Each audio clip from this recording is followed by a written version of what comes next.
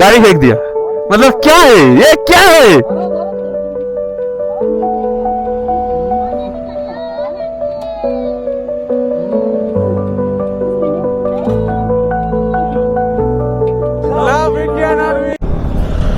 So আমরা আজকে সকাল সকাল বেরিয়ে গেছি নাথুলার উদ্দেশ্যে। এই যে দাদারা যাচ্ছে, নাম স্টিভ। তো স্টিভ দাদা আমাদের সবার 5টা বাইকের পারমিট করে দিয়েছে একদম ইজিলি, মানে কোনো প্রবলেমই হয়নি।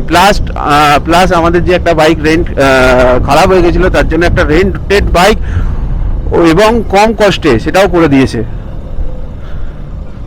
এক মিনিট, হ্যাঁ, তো কম কস্টে সেটাও করে দিয়েছে। যেই বাইকটা করেছে সেটা আবার চেঞ্জ করাতে নিয়ে গেছে, বিকজ ওটা চেঞ্জ পকেটটা খারাপ বেরিয়েছে। তো এটা ওরা করে আসছে। আমরা ততক্ষণ নাথুলার ফার্স্ট চেকপোস্টে গিয়ে আমরা সমস্ত গাড়ির এন্ট্রি করিয়ে আমরা ওয়েট করব ওদের জন্য। তো এই রাস্তাটা একদম সোজা, কোনো দিকে একা বেঁকা নেই। তো দাদা বললো আমাকে পারমিট নেওয়ার পর, চলো একটা শর্টকাট রাস্তায় নিয়ে যাচ্ছি চেক পয়েন্টে। তো সেই শর্টকাট রাস্তায় নিয়ে চলে এসেছিলো এখানে। তো এখান থেকে এখন আর কোনো ডান দিক বা দিক যাওয়ার রাস্তা নেই, তো একটাই আছে স্ট্রেট। চলো যাওয়া যাক। এখন থেকে বোধহয় অফরোডিং শুরু হবে, অল্প অল্প করে একটু খারাপ রাস্তা পাবো, ভালো রাস্তা পাবো, এই নিয়ে। ওহ, কিন্তু এই চরম ভিউ, ওহ ভাই, চরম ভিউ, চরম ভিউতেই পয়সা উসুল এই ট্রিপে। তা বলে এটা আমার ফার্স্ট টাইম নাথুলায় আসার। ইস্ট সিকিম আমি এবার ফার্স্ট টাইম ভিজিট করছি। যতবারই এসছি, নর্থ এসছি, সাউথ এসছি, তো 2-3 বার ওগুলোতে হয়ে গেছে। তো এবার আমি ফার্স্ট নাথুলা ভিজিটে এসছি। তো আমার কাছেও একটা বড় এক্সাইটমেন্ট ব্যাপার এটা।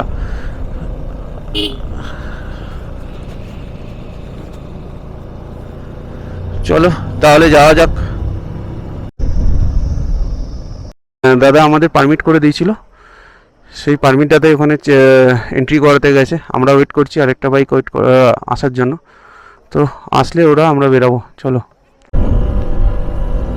তো আমরা ফার্স্ট চেকপোস্ট ক্রস করে নিয়েছি, সবাই একসঙ্গে মিট হয়ে গেছি। এখন এখান থেকে একদম সোজা। তো চলো, নাথুলা, বাবা মন্দির, ঝুলুক, সিল্ক রুট সব একবারে দেখবো এখন।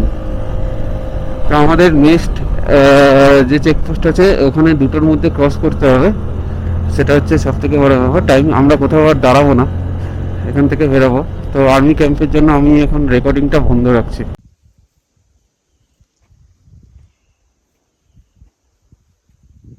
अनजाने हो तुम तो बेगाने हो तुम तो जाने लगते हो কি ভিউ, কি ভিউ, অসাম অসাম। চলো, বাবা মন্দির কলিং, ইয়েস ডট।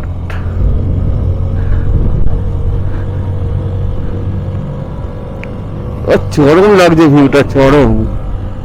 খালি চোখে দেখার যে মজা, এখানে এসে উপভোগ করার যে মজাটা, এইটা না আসলে পাওয়া যাবে না বস। ভিডিও দেখে হবে না, আসতে হবে, আসতে পয়সা জমাও আর ঘোরো। কি লাগছে, মানে মন খুশ হয়ে গেছে। চারিদিকে মেঘ, এদিকে ঝাউবন, ওইদিকে পাহাড়, পাহাড়ি পাহাড়। প্রকৃতির থেকে সুন্দর আর কিছু হয় না।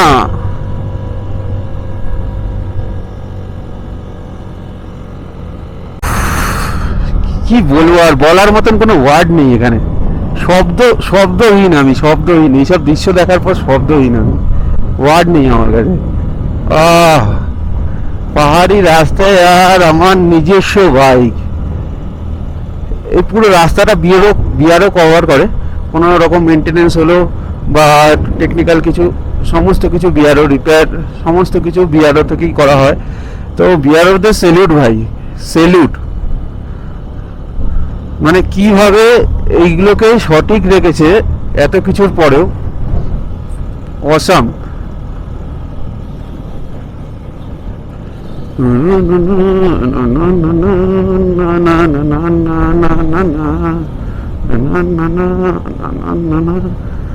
दिल से ये তো আমরা যাচ্ছি এখন নাথুলার কাছে। আবার একটু দাঁড়াতে হচ্ছে, জানি না কি হয়েছে ওখানে, তো একটু দেখে আসি। চলো, ও বাকি দুটো গাড়ি এখনো আসেনি, তো একটু দেখে আসি ওখানে কি প্রবলেম হলো, দেখে এসে তারপরে আগে যাব। চলো।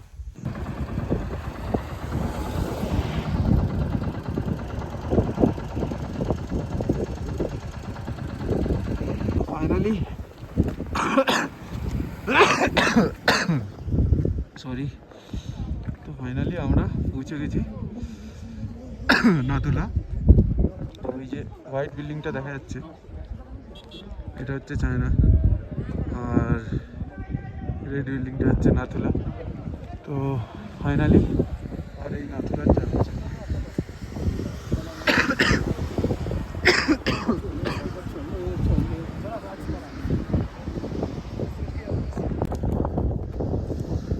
এটা হচ্ছে চায়না, ফ্ল্যাগ দেখা যাচ্ছে চায়না, হচ্ছে কাঞ্চনজঙ্ঘা।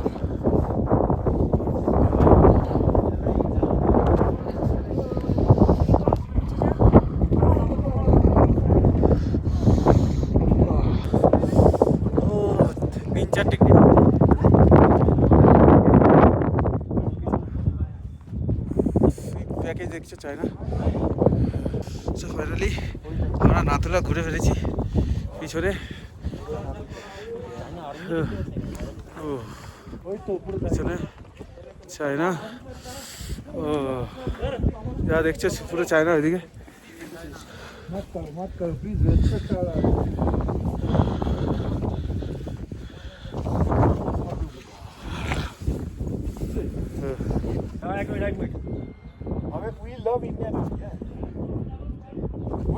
Love Indian army. ये लोग है तो हम लोग है। We love India. We proud of you.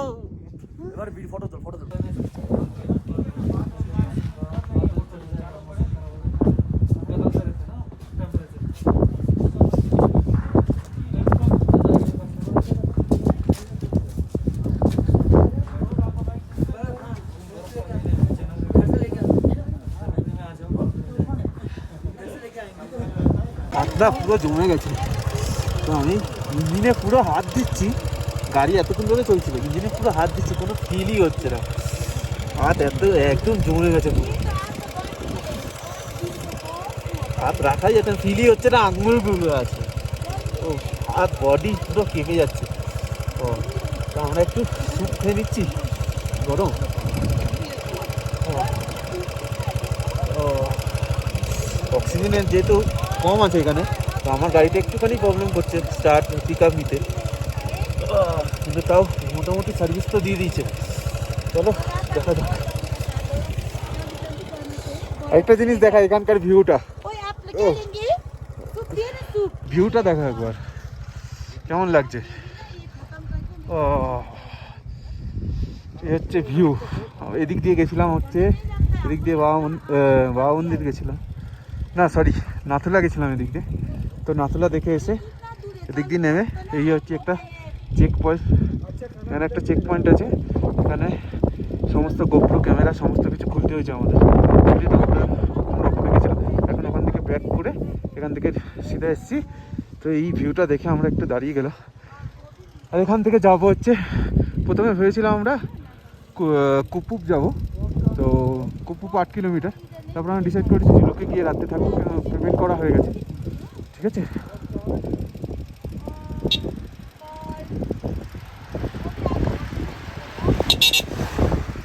জুলকে যাবো, থাকবো, এখান থেকে 43 কিলোমিটার সব গাড়ি। তো চলো যাওয়া যাক। হাতটা একটু জমে গেছে, হাতটা একটু নর্মাল হয়ে গেলে বেরিয়ে যাবো। রোদ্দুরটা আসছে যখন ভালো লাগছে, রোদটা যখন পাচ্ছি ভালো লাগছে, হাতে আরাম লাগছে, আদারওয়াইজ হাত রাখা যাচ্ছে না। মোটামুটি এখানে টেম্পারেচার এখন 3 থেকে 5 অ্যারাউন্ড। তা এখানে জিজ্ঞেস করলাম আর্মিদের, বললে 2 দিন আগেই বরফ পড়েছে, কিন্তু আজকে নেই। ও তো অনেকক্ষণ দাঁড়িয়েছি, একটু গরম কফি খেয়ে নিই, যদি যতটা শরীর গরম করা যায়। রোদ্দুর আছে বাট ঠান্ডার হাওয়াটা চরম। এটা খাওয়ার পর না শরীরে একটা গরম গরম নামছে, সেটা বোঝা যাচ্ছে। পাইপ দিয়ে গরম জল পড়ছে, সেটা বোঝা যাচ্ছে। আর ম্যাডাম আমাদের গরম গরম কফি খাইয়েছে, স্যুপ খাইয়েছে, গরম গরম একদম এত মন খুশ করে দিয়েছে, এত সুন্দর ব্যবহার। আমি सूप बेचती हूँ है ना ज्यादा नहीं बोल सकते চলো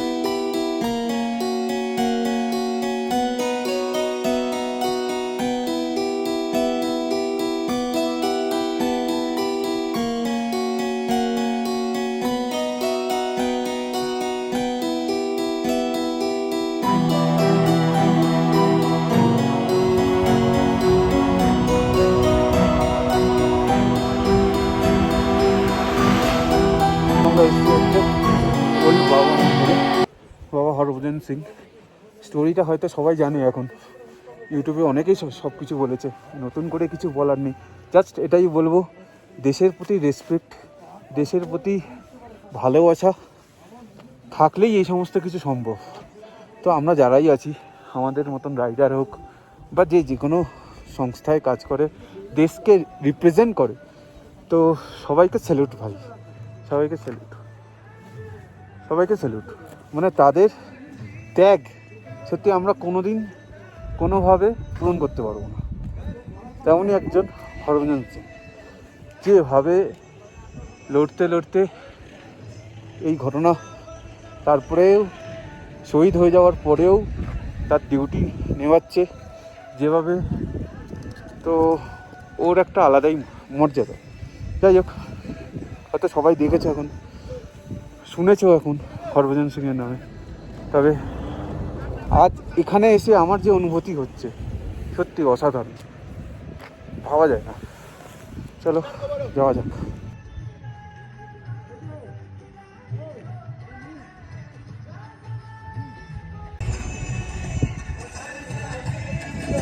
স্যালুট, এই যে আমাদের হরভজন স্যার।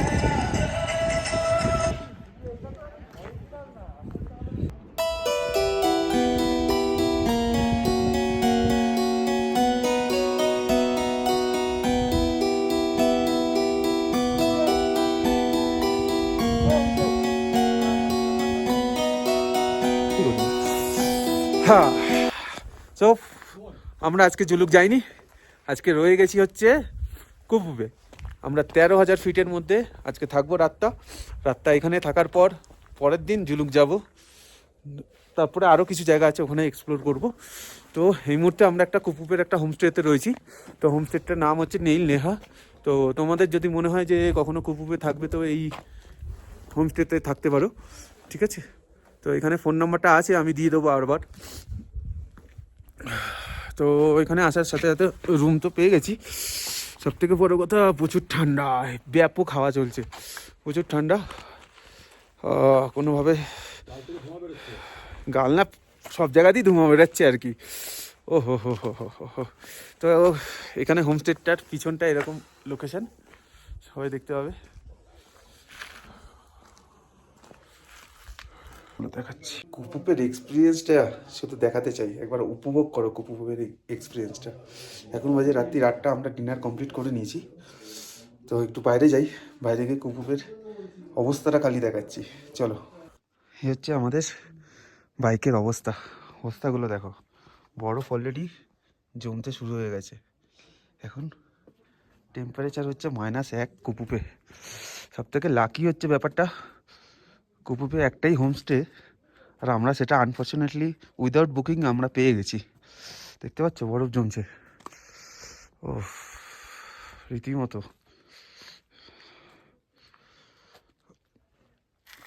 ও প্রচুর ঠান্ডা। এখন 8টা বাজে, আমরা ডিনার করে নিয়েছি। ও ডিনার করে নিয়েছি, তো ডিনার করে এখন বাইরে এসেছি একটু বাইকগুলো চেক করতে। তো দেখছি পুরো বরফ জমে গেছে এখানে। যাদের যাদের বাইক, আমরা এখানে অবশ্য দুটো গ্রুপ এসেছি, দুটো গ্রুপই পেয়েছি। ও আনফর্চুনেটলি মানে খুব লাকি বলা চলে, খুব লাকি যে উইদাউট বুকিং একটাই হোমস্টে কুপুপে আর আমরা পেয়ে গেছি। ও বেশিক্ষণ বাইরে থাকা যাচ্ছে না, কারণ অলরেডি ব্রিদিংয়ের প্রবলেম হচ্ছে, যেহেতু শ্বাসকষ্টের প্রবলেম হচ্ছে একটা, বেশি হাঙ্গামা, বেশি কথা বলা অসুবিধা হচ্ছে, কারণ অলরেডি 13,000 ফিটে আমরা রয়েছি। ও চারিদিকে বরফ বরফ পড়ছে মোটামুটি, যেখানে ওস পড়েছে সেখানে বরফ হয়ে গেছে। আর রাত্রিবেলার ভিউটা ঠিক এরকম, জানি না কতটা দেখা যাচ্ছে। ও চলো বেশিক্ষণ বাইরে থাকবো না, আমি ভেতরে চলে যাই। চলো দেখাচ্ছি আমরা ভেতরে। হোমস্টেটা এরকম,